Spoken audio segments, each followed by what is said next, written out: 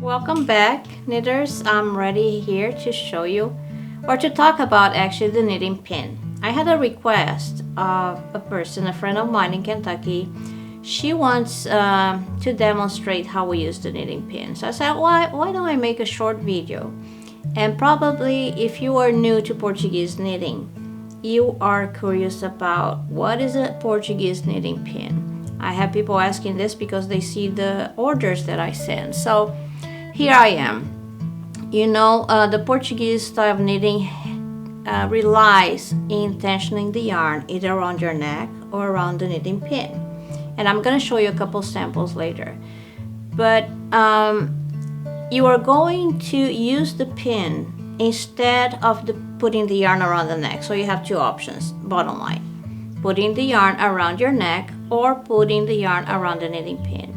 And the knitting pin that I sell in my shop, AndreaWongKnits.com, you can take a look. I have several options for you.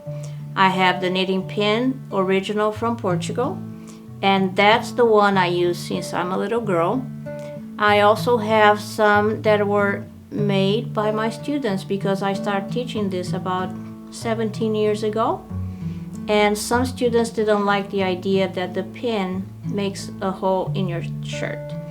So they came up with a magnetic knitting pin. And the magnetic has been a great success. It has a strong magnet, so it won't damage the clothing you're wearing. But you have to refrain of wearing the magnetic knitting pin if you have a pacemaker. Most people don't, so that's a great option. And then another friend of mine, Brenda, who is a jewelry maker, came up with the idea of making a necklace. And the necklace is also pretty nifty. We have an option for one color using one yarn, or we have an option for two colors. And I'm going to show you those samples too. We have hearts, we have letters, we have musical themes, you know, we have different ideas. So I'm gonna show you, but mostly I want to reinforce that the pin is more comfortable than putting the yarn around your neck. Not always is ideal to have the yarn rubbing around your neck, and especially if you're using something like 100% wool and it's a hot day. So the pin will bring a smooth edge, a smooth pulley that the yarn is going to run through, and it's going to take the fiber away from your body. That's the advantage. Whenever you don't have a pin, of course, you can use your neck. It happened to me after September 11. I couldn't use the pin in the plane, and I always use my neck. So you have options. On a daily basis, I do prefer the pin. I think the Portuguese knitting pin helps quite a bit. Okay? So that's a little introduction about the pin. The first option I want to show you is how to put the yarn around the neck. Remember, when I teach this, and if you have taken my class, I mention a lot of countries that use this method of knitting, but they don't use any knitting pin. That's why I call it Portuguese knitting pin. The other cultures like the Greek, the Bulgarian, the Peruvian, even the Brazilian, what they do is put the yarn around the neck. So that's the first option I want to show you. You're going to keep your stitches on your left hand, and we are going to put the yarn from left to right and around a finger. Okay? This is very explained in my book or in my classes, but here is a brief demonstration. You're just going to put the yarn around the neck and make your neck and make this like a pulley system. All right, keep the yarn tension.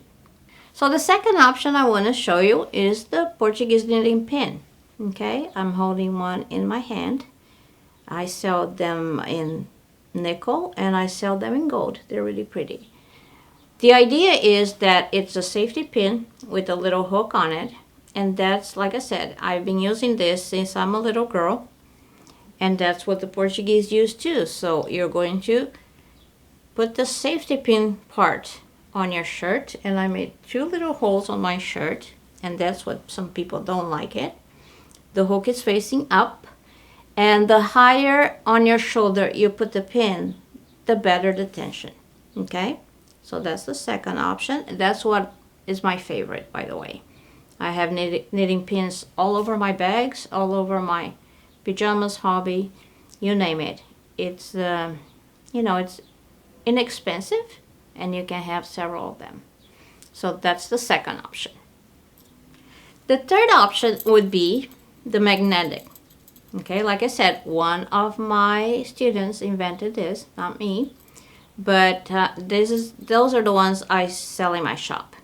So those have rhinestones. They're pretty. They're made of sterling silver, and in the back you have two magnets, against each other.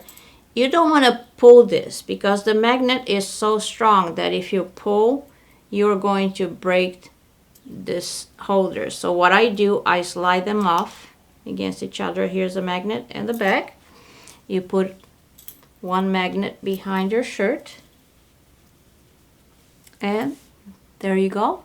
You have a hook with the same purpose of the first one I showed you. And with this one, you don't make any holes on your shirts, okay? All right, so this is my third and last option that I have on my shop. This is the necklace. They are made by Brenda on Silver Siren, and they come with adjustable cords. So I'm gonna just make it bigger and put it around my neck. And here, you can wear it as a necklace and nobody will know this is for knitting. But whenever you feel like knitting and you're ready, you can hook the yarn around the necklace. You can adjust the length if you want it shorter. I would prefer shorter. And you're going to tension the yarn around the necklace, okay? This, for instance, has two hooks, so you could use two different yarns.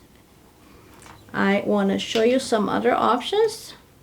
We have some in copper, like this one. And this, in particular, has a place for to carry one yarn. The heart here has also places for two yarns. And this twist here, also two. Okay, so depending on your taste, depending on the kind of knitting you want to do, you might want to use the necklace. Let me adjust this a little tighter and show you. Because once you start knitting, it will pull away a little bit from you. See, you put the tension there. But that's my other option.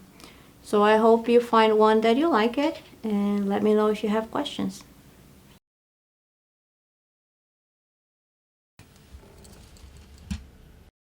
If you are interested in the pins that I use during class and for more like patterns and necklaces and other items, please refer to my website, AndreaWongKnits.com. There you're going to find all you need for Portuguese style knitting.